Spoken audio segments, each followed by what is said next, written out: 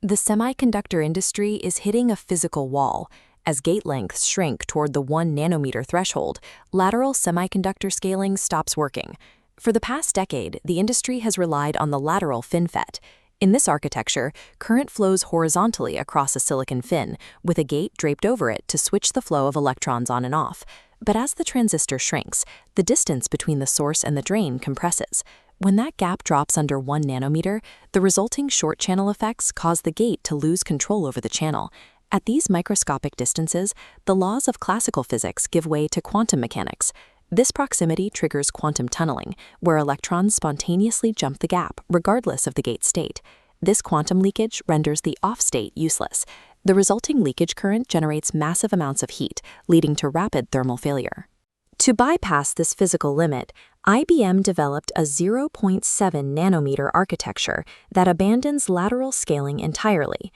By reorienting the transistor geometry vertically into a nanostack topology, engineers regain the electrostatic control necessary to switch the current. We need to break down the sub-1 nanometer physics of this stack, the chemical manufacturing processes required to build it, and how these efficiencies impact the power grid of a hyperscale data center. At 0.7 nanometers, the industry moves past two-dimensional lithographic limits into a total three-dimensional redesign of electron pathways. At 0.7 nanometers, linear physical distance can no longer stop an electron. The new paradigm requires absolute topological control over the channel. The IBM Nanostack features 3 ultra-thin silicon channels.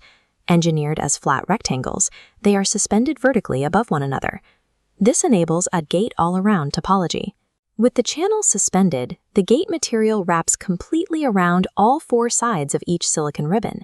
This creates a 360-degree electrostatic wrap around the stacked channels. Previous architectures only covered 3 sides of the channel, leaving the bottom side exposed to the substrate and vulnerable to leakage.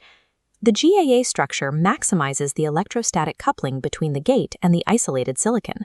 This tight coupling restores a steep subthreshold swing, overcoming the short channel effects that plagued lateral designs. When the transistor switches off, the 360-degree gate effectively pinches off the channel from all sides. This structural pinch-off allows the transistor to maintain a clean off state despite operating at sub-1 nanometer dimensions. Topological wrapping replaces physical lateral distance as the primary mechanism for controlling the transistor state. Moving from the theoretical physics of the stack to the assembly line requires a shift in how we build these structures at scale. Standard lithography cannot print floating two-dimensional channels. These structures must be grown chemically. The process begins with precision epitaxial growth. Engineers deposit alternating layers of pure silicon and silicon-germanium, known as SiGe. The SiGe layers act as temporary, sacrificial scaffolding for the pure silicon ribbons that will eventually carry the current. To create the gaps for the gate wrap, the stack undergoes a highly selective isotropic etching process. A chemical wash targets and dissolves only the silicon-germanium. The pure silicon layers are left intact and perfectly suspended. The result is a series of isolated silicon nanowire channels, cleared of scaffolding and ready for the gate wrap. The precision of the 0.7 nanometer node relies on this atomic scale chemical subtraction rather than traditional optical printing. Vertical stacking introduces a primary penalty. It forces multiple conductive layers into immediate vertical proximity. This creates massive parasitic capacitance between the source and drain regions, as electrical charge interacts across the tiny gaps between layers. This capacitance degrades switching speeds and causes the transistor to bleed energy. That energy bleed converts into trapped heat. Within a 0.7 nanometer stack, this creates localized hotspots that can lead to thermal failure. Solving this requires atomic-level spacer engineering to isolate the channels. Novel high-K dielectrics are inserted into the gaps previously cleared by the isotropic etch. These materials act as an electrical barrier, eliminating the contact resistance between stacked channels.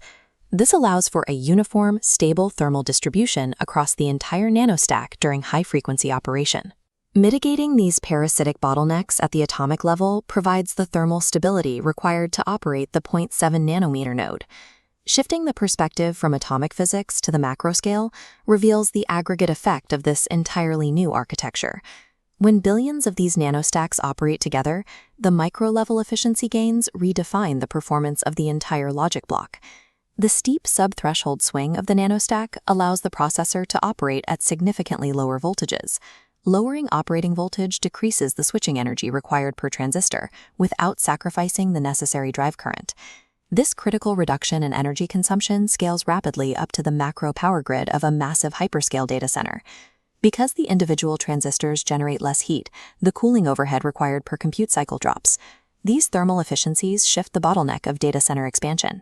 Compute density rises even as power and cooling costs per rack decline. The delta between these two curves represents net compute headroom, the ability to increase compute density per server rack over the next 5 years. For hyperscale operators, this results in a significant lowering of the total cost of ownership for 0.7-nanometer hardware. This increased compute headroom is a requirement for running next-generation AI models and high-performance computing tasks at scale. By solving the sub-nanometer physics limit at the transistor level, IBM's 0.7-nanometer nanostack provides the microarchitectural baseline for the power and cooling requirements of future hyperscale clusters.